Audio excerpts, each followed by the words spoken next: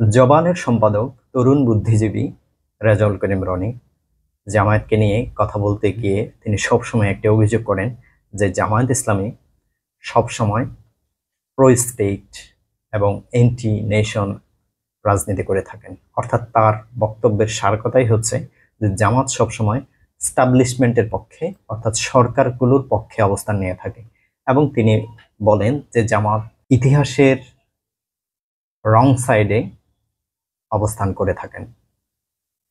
আসুন দেখি জামায়াতের প্রতিষ্ঠাকালীন সময় থেকে আমরা জামাতের ভূমিকাগুলো পর্যালোচনা করি এবং সেই পর্যালোচনার আলোকে আপনারা সিদ্ধান্ত নিতে পারবেন আসলেই জামাত বাংলাদেশের রাজনীতিতে কোন অবস্থানে ছিল। রনি সাহেবের যে বক্তব্য সেটার সত্যতা আসলে কতটুকু সেটা দর্শকরাই বিচার করবেন। তার আগে বলে থাকি, যদি আমার এই চ্যানেলে আপনারা নতুন হয়ে থাকেন তাহলে অবশ্যই সাবস্ক্রাইব করে বেল আইকনটি দিয়ে রাখবেন যেন পরবর্তীতে যে কোনো আপডেট আপনারা এই চ্যানেলের মাধ্যমে পেতে পারেন। দর্শক, আমরা যদি ইতিহাসকে পর্যালোচনা করে দেখি যে তখন দেখি রনির বক্তব্য আংশিক সত্য। সেটা হচ্ছে 1971 সালে জামাতের যে বিতর্কিত ভূমিকা, অর্থাৎ পাকিস্তানের তৎকালীন সরকারের পক্ষে অবস্থান এবং বাংলাদেশের মুক্তিযুদ্ধের বিপক্ষে অবস্থান, এবং 1986 সালে এরশাদ সরকারের অধীনে নির্বাচনে যাওয়া, এই দুটি বিষয়ে জামাত সব সরকারের পক্ষে অবস্থান নিয়েছিল। আসুন আমরা দেখি প্রতিষ্ঠাকালীন সময় থেকে জামাতের ইতিহাস কি বলে। জামাত ব্রিটিশ আমলের অন্তিম সময়ে 1941 সালে প্রতিষ্ঠিত হয়। তখন মুসলিম লীগের নেতৃত্বে মুসলমানদের জন্য আলাদা রাজনৈতিক ভূমি আদায়ের আন্দোলন চলছে। হঠাৎ পাকিস্তান নামক মুসলমানদের জন্য ভূখণ্ডের জন্য উপমহাদেশে মুসলিম সংখ্যাগরিষ্ঠ অঞ্চলগুলো মুসলিম লীগের নেতৃত্বে ব্রিটিশ সরকারের কাছে জোরদার আন্দোলন গড়ে উঠেছিল। এমনই পরিস্থিতিতে সৈয়দ আবুল আলা মওদুদী রাহিমাহুল্লাহ এর নেতৃত্বে 1941 সালে জামায়াত ইসলামী প্রতিষ্ঠিত হয়। 1947 সালে টু নেশন থিওরি অর্থাৎ হিন্দু মুসলিম সংখ্যাগরিষ্ঠ অঞ্চলের ভিত্তিতে দুটি আলাদা রাষ্ট্র গঠিত হয়। মুসলমানদের জন্য যে দেশটি স্বাধীন হয় সেটির নাম পাকিস্তান এবং অন্যটি ভারত হিসাবেই থেকে যায়। মুসলমান সংখ্যাগরিষ্ঠ অঞ্চলে মুসলমানদের শাসন করার জন্য এবং মুসলমানদের অধিকার রক্ষা করার জন্য পাকিস্তান প্রতিষ্ঠিত হয় এবং সেটা কথা হয়ে থাকে। আলিম ওলামা এবং বিভিন্ন প্রো ইসলামিক যেসব স্কলার রয়েছেন তারা এই পাকিস্তান আন্দোলনে অংশগ্রহণ করেছিলেন যে মনে হয় এখানে ইসলামী হুকুমত প্রতিষ্ঠা হবে। কিন্তু সৈয়দ আবুল আলা মওদুদী উপলব্ধি করেন যে মুসলমানদের জন্য আলাদা রাষ্ট্র গঠনের জন্য যারা আন্দোলন করেছেন তারা কেউই ইসলামী রাজনীতি করছেন না। তারা যেটা চাচ্ছেন সেটা হচ্ছে মুসলমানদের জন্য একটি মুসলমান সংখ্যাগরিষ্ঠ সেকুলার রাষ্ট্র। এতে করে মাওলানা মওদুদী বুঝতে পারলেন যে যে রাষ্ট্রটি প্রতিষ্ঠা হয়েছে সেটা মুসলিম সংখ্যাগরিষ্ঠ হলেও ইসলামকে রাষ্ট্রীয় পর্যায়ে প্রতিষ্ঠা এবং ইসলামী হুকুমত কায়েমের কোনো সম্ভাবনাই নেই। নেতৃবৃন্দরা যারা পাকিস্তান আন্দোলনের নেতৃত্ব দিয়েছেন তারা ইসলামী হুকুমতের ধারণাই রাখেন না।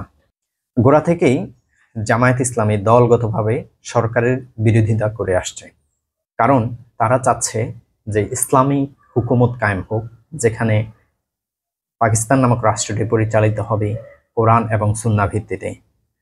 এতে করে তৎকালীন কায়েমি স্বার্থবাদী সরকার অর্থাৎ যে তৎকালীন যে পাকিস্তান সরকার গঠিত হয়েছিল সেই সরকারের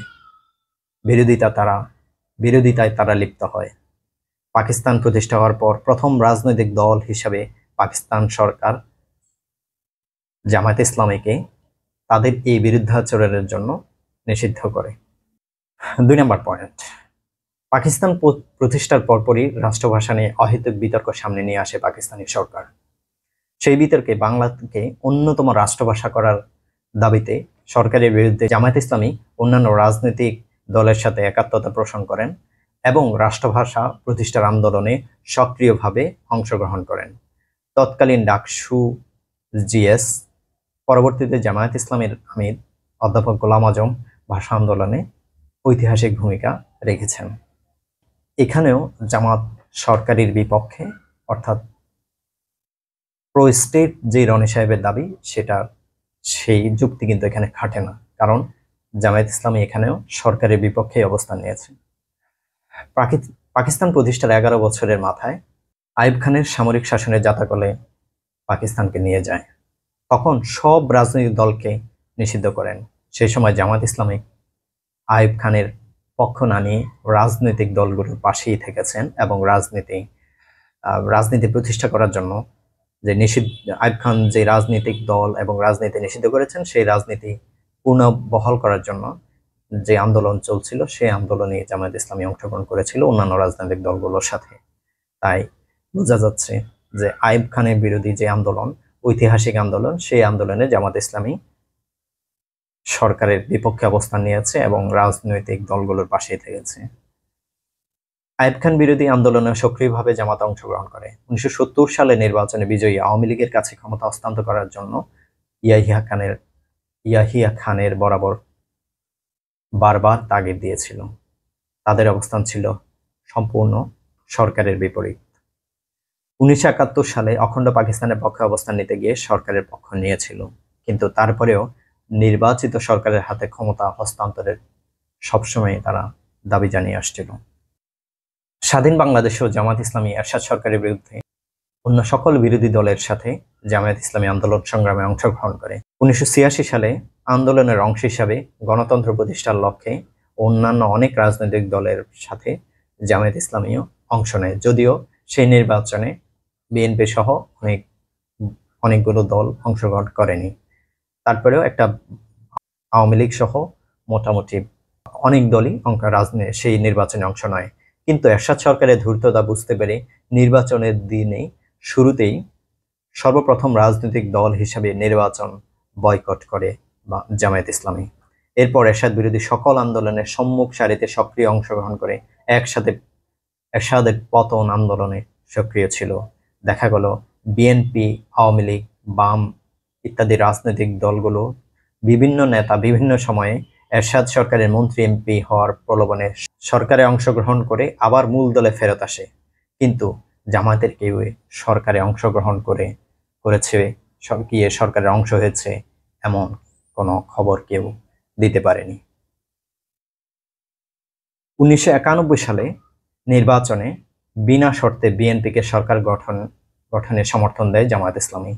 জামাত যদি সবসময় সরকারের পক্ষেই থাকতো তাহলে বিএনপিকে কেন নিঃস্বার্থ সমর্থন দিয়ে সরকার গঠনের সুযোগ দিল? তারপর বিএনপি সরকারের বিভিন্ন অনিয়ম ও দুর্নীতির বিরুদ্ধে সোচ্চার থাকায় বিএনপি সমর্থিত ছাত্র দলের হাতে জামাত এবং শিবিরের লোকজন বেশি হতাহত হয় এবং 1996 সালে তত্ত্বাবধায়ক সরকারের আন্দোলনে বিরোধী জোটের সাথে কাঁধে কাঁধ মিলিয়ে সরকারের বিরুদ্ধে আন্দোলনের সামনের সারিতে থেকে নেতৃত্ব দেন জামায়াত ইসলামী। সে আন্দোলনে সফলতা লাভ করে এবং বিএনপি তত্ত্বাবধায়ক সরকারের দাবি মেনে নিতে বাধ্য হয়। পরে 96 সালের নির্বাচনে আন্দোলনের ফলস্বরূপ বিরোধী রাজনৈতিক মিত্র আওয়ামী লীগ ক্ষমতায় আসে। আন্দোলনের পার্টনার হিসাবে জামায়াতেরও সরকারের কাছাকাছি থাকার সুযোগ অবশ্যই ছিল, কিন্তু জামাত সেই সুযোগ না নিয়ে সরকারের বিরোধী অবস্থান নিয়ে আওয়ামী লীগের বিভিন্ন অপকর্মের প্রতিবাদ জানাতে থাকে, যার পরিপ্রেক্ষিতে আওয়ামী লীগের ক্ষমতার শেষ পর্যায়ে বিএনপির নেতৃত্বাধীন 4 দলীয় জোট গঠন করা হয়। বিএনপির নেতৃত্বাধীন জোটের আন্দোলনে বিভিন্ন দল আওয়ামী লীগের সাথে আঁতাত করে চললেও জামাত ইসলামীকে কখনোই আওয়ামী লীগের সাথে আপোষ করতে দেখা যায়নি। শীর্ষ নেতৃবৃন্দের নিশ্চিত ফাঁসি ঠেকাতেও তারা আওয়ামী লীগের সরকারের সাথে কোনোরূপ আপোষে বা সমঝোতায় যায়নি।